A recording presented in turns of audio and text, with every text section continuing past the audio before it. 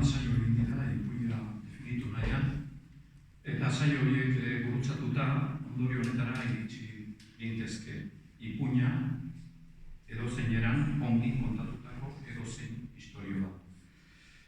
Ezer berririk ez, eusko literaturak aspaldi frogatu zigun evidentzia da hori. Tamalez, definizio horrek ongi kontatua eta gaizki kontatua beristeko arauren bat eskatzen digu.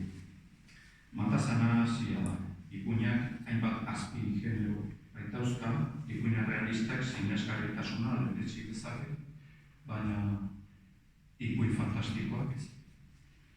Ipuinari onaren dekalogoa publikatu zuen Horazio Quirogak eta ezin konta ala ipuintxak idatzi dira dekalogoaren aholkuak zintzoki jarraituz.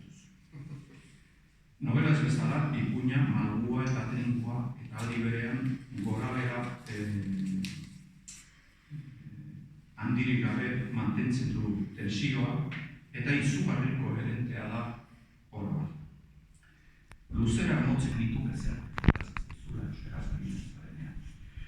Personaia katalana izanik, euskaltzalea, narratzaileak, personaia horren bitartez, euskaldunoren radiograkia bat eskaintzen aldigula pentsatzeko bidea ematen digula konta esaldia pinta. Eta estampa ironikoz osatutako Donostia irakurriko dugu Espainiak irria. Hugo hainin ipuinean, maite zentzu komena txineraz, beste solas bat egin zen historioaren nukleo izugarri gustatu zen.